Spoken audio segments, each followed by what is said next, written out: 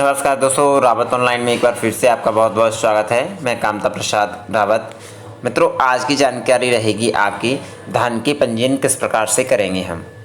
हाँ जी दोस्तों, अभी धान के पंजीयन हो रहे हैं। यदि आप फ्रेश रजिस्ट्रेशन करना चाहते हो तब भी कर पाओगे, और आपका पुराना रजिस्ट्रेशन है तो रजिस्ट्रेशन नंबर के माध्यम से भी आप यह जानकारी प्राप्त कर पाओगे। तो किस प्रकार से करेंगे, पूरी जानकारी के लिए आप हमारे साथ जुड़े रहें और रावत ऑनलाइन को सब्सक्राइब अवश्य कर लें। तो आइए चलते हैं, हम न्यू टैब ओपन कर लेते हैं जहां से हम करेंगे फ्रेश रजिस्ट्रेशन।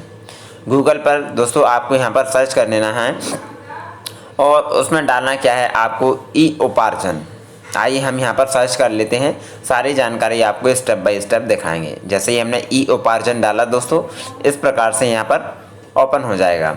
तो ई उपार्जन खरीफ 2020-21 इस वाली वेबसाइट को हमें खोल लेना है। जैसे ही हम इस वेबसाइट को खोलेंगे कुछ इस प्रकार से दिखेगा।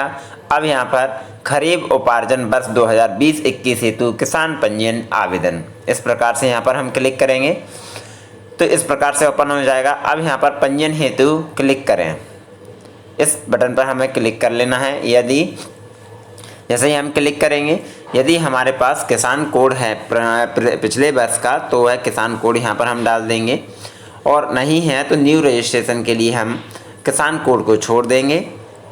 अगर हमारे पास पुराने वर्ष का किसान कोड है तो वह हम अवश्य डाल देंगे। किसान कोड डालने के बाद दोस्तों मोबाइल नंबर आपको डाल देना होगा। इसका सर्वर बहुत ही बिजी चलता है, कभी कभी ऐसा हो सकता है आपका पंजीयन प्रकार जो डालने के बाद भी आपका डिटेल्स ओपन ना हो।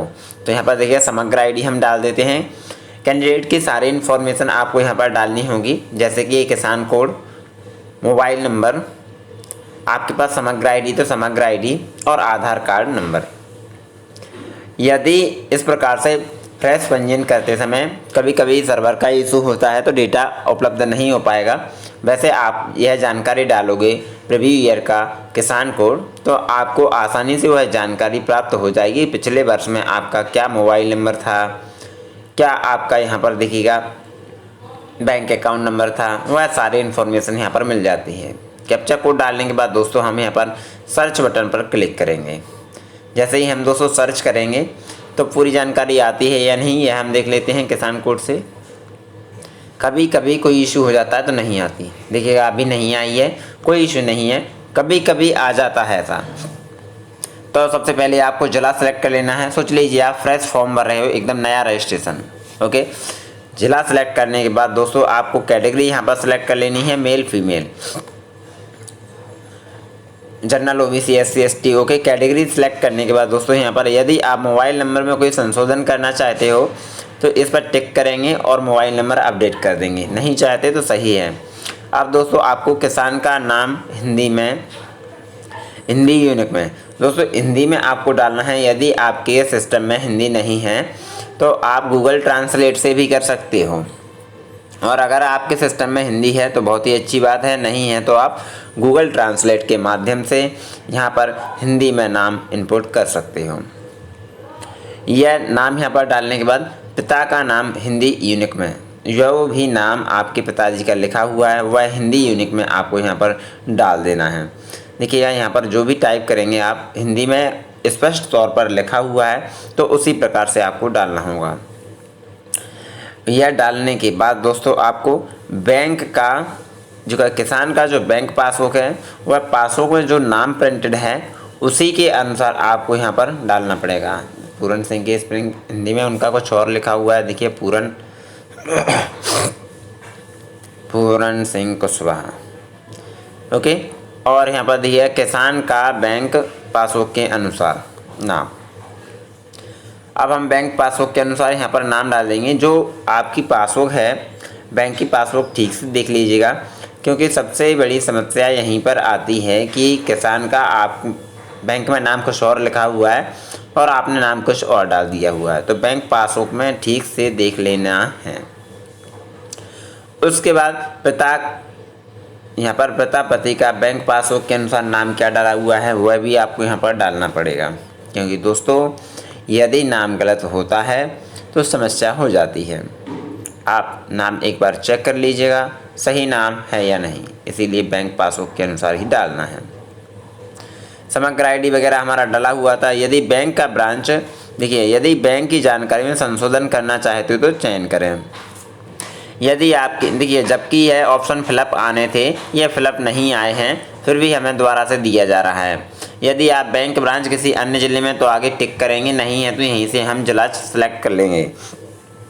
देखिए यहाँ पर ज़िला सेलेक्ट करेंगे तो आपको कुछ नहीं करना है, यहाँ से डायरेक्टली यहाँ पर चुनेंगे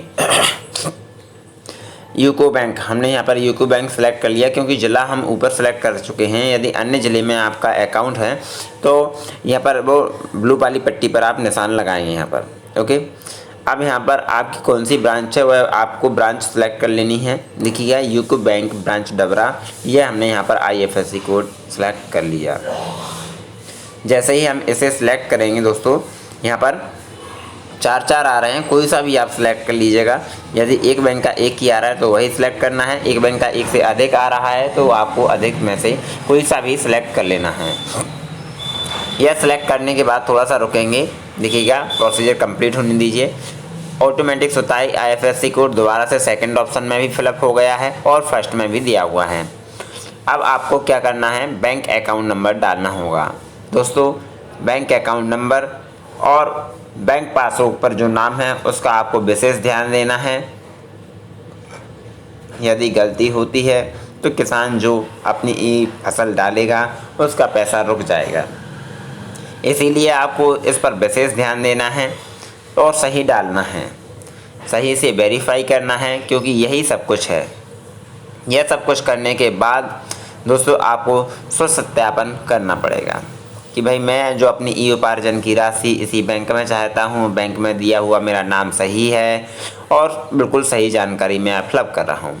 आधार की जानकारी के लिए, आधार जानकारी साझा करने के लिए सहमति भी आपको देनी होगी और आधार कार्ड में जो मोबाइल नंबर आपका रजिस्टर्ड है उसके माध्यम से eKYC होगी आपकी, कंपलसरी है।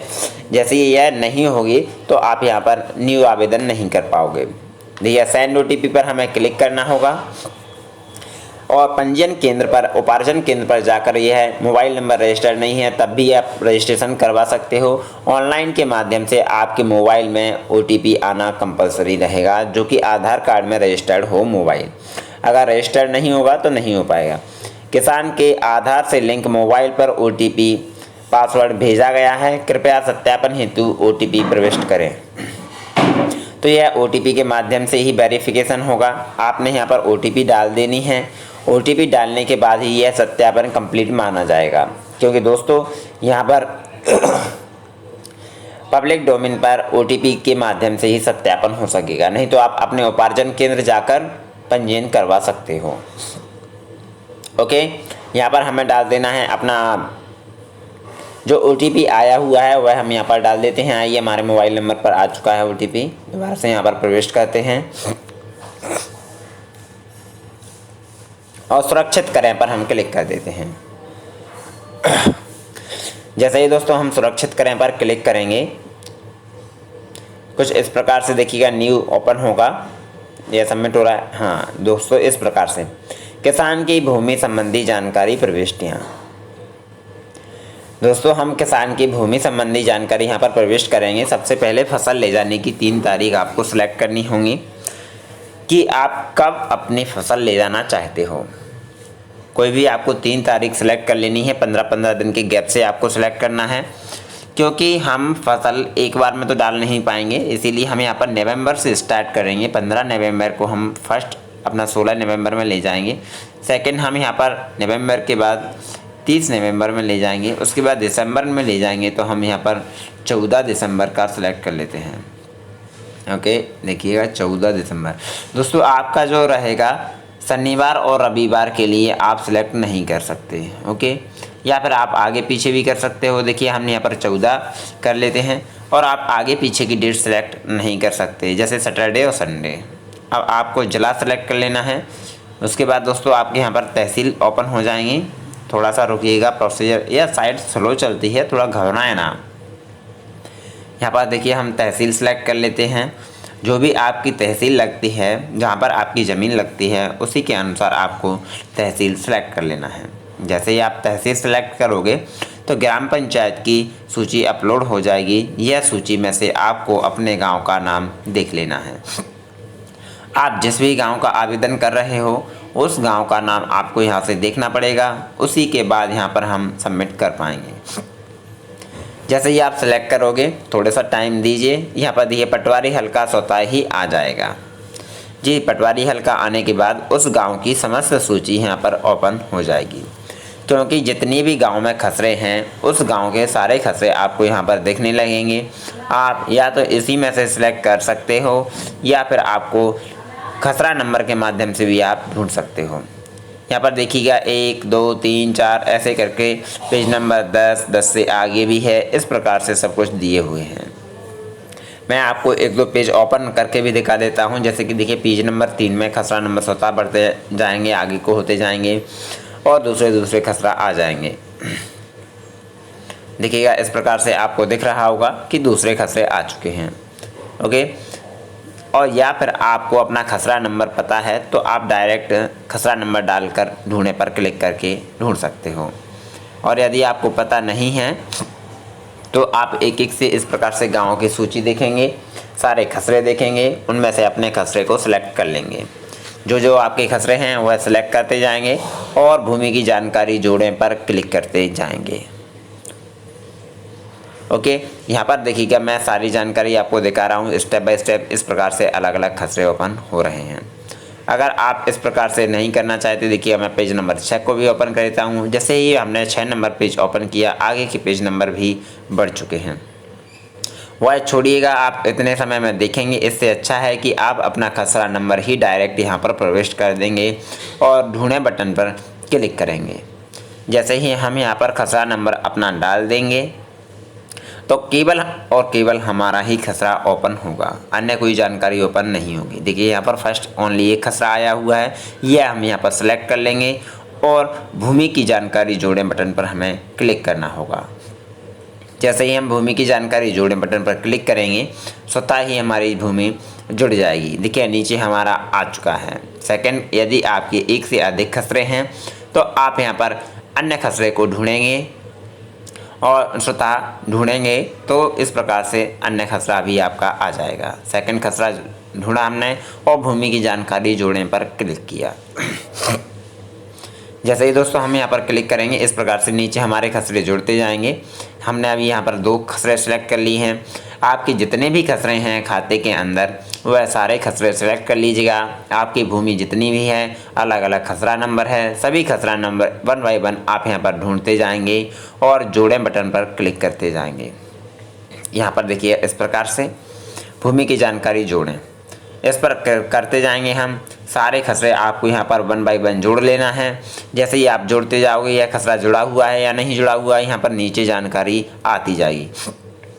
यदि एक ही खसरे को आप 2 बार जोड़ोगे तो वह नहीं जुड़ेगा। इस प्रकार से हमने अपने सारे खसरे यह जोड़ लिए हैं। जो भी हमारे खसरे थे वह हमने यहाँ पर जोड़ लिए हैं। आपको भी इस प्रकार से जोड़ लेना है। यह खसरे आपके कंप्लीट हो जाएंगे तो जैसे ही आपको लगता है कि हमारे सारे खसरे हो चुके हैं तो आपको सेव बटन पर क्लिक कर देना है। जैसे ही दोस्तों हम यहाँ पर सेव बटन पर क्लिक करेंगे तो हमारी जानकारी सेव हो जाएगी। जो भी जानकारी है वह किस प्रकार से हमने और क्या किया है वह सबमिट हो जाएगा। जैसे ही हम यहाँ पर देखिएगा सबमिट बटन पर क्लिक करेंगे तो यहाँ पर गोल गोल घूम रहा है। देखिएगा भूमि की जानकारी प्रविष्ट हो गई है। ओके, इस बटन पर हम क्लिक कर देंगे। जैसे ही हम ओके कर देंगे दोस्तों, इस प्रकार से हमारा कंप्लीट हो चुका है फॉर्म। अब नीचे की ओर जाएंगे, आपका देखिएगा किसान का पंजीयन कोड यह रहा, न्यू फ्रेश पंजीयन कोड हो गया है। और यहाँ पर कभी कभी न्यू फ्रेश पंजीयन हो रहा है या फिर आपका पुराना पंजीयन कभी शो हो जाता है, तो उससे भी कोई इश्यू नहीं है। प्रिंट बटन पर हम जैसे ही क्लिक करेंगे, न्यू टैब कुछ इस प्रकार से ओपन हो जाएगा। यहाँ पर कस्टमर की सारी इन्फॉर्मेशन आ जाएगी। एक बार कस्टमर को चेक कर लेना है और यहाँ पर आपको इसे प्रिंट कर लेना है। यहाँ पर यदि कोई कमी रह जाती है तो अब आप कोई सुधार नहीं कर पाओगे, आप नाम चेंज नहीं कर पाओगे, अन्य कोई चीज़ चेंज नहीं कर पाओगे। यदि अब आपको चेंज करवाना है तो आपको उपार्जन केंद्र पर जाना होगा, वहाँ से ही आपका चेंज हो पाएगा, अन्य कहीं से आपका कोई भी बदलाव नहीं हो सकता। ओके दोस्तों, तो इस प्रकार से आपकी टोटल कितनी ज़मीन है वह आप यहाँ पर ऐड कर लेंगे। तो आशा करता हूँ पूरी जानकारी आपको सही से समझ में आई होगी। यदि पूरी जानकारी आपको समझ में आई हो और अच्छी लगी हो तो चैनल को सब्सक्राइब कर लें। मैं आपको पुनः बता देता हूँ किस प्रकार से करना है ई उपार्जन पर जाकर। वैसे जानकारी आप इतने समझदार तो हो ही कि कर ही लोगे, तो चैनल को सब्सक्राइब अवश्य कर लें। मैं दोबारा से एक बार और डेमो दिखा देता हूँ किस प्रकार से फ्रेश पंजीयन करना है। और आपका फ्रेश पंजीयन हो चुका है तो आपको यदि कोई संशोधन और परिवर्तन करना है और खसरे जोड़ने हैं तो किस प्रकार से आप जोड़ेंगे। कभी कभी क्या हो जाता है, हमारा कोई खसरा रह गया तो हम न्यू खसरे भी जोड़ सकते हैं। वह किस प्रकार से जोड़ेंगे, कहाँ से जोड़ना होगा, यह जानकारी भी आपके लिए बताना ज़रूरी है, वह भी हम यहाँ पर बता देते हैं। यहाँ पर पंजीयन करें और उसके नीचे है किसान पंजीयन आवेदन में अन्य खसरे जोड़ने के लिए यहाँ क्लिक करें। पहला तो आप फ्रेश पंजीयन कर सकते हो, सेकंड पर दिया हुआ है आप खसरा जोड़ना चाहते तो जोड़ सकते हो। फ्रेश पंजीयन के लिए वही प्रोसीजर रहेगा जो हमने बताया था, सेम वही प्रोसीजर आपको फॉलो करना है। और यदि आपको न्यू खसरा जोड़ना है, देखिए इस पेज तक तो आ ही जाओगे। यहाँ से आपको खरीफ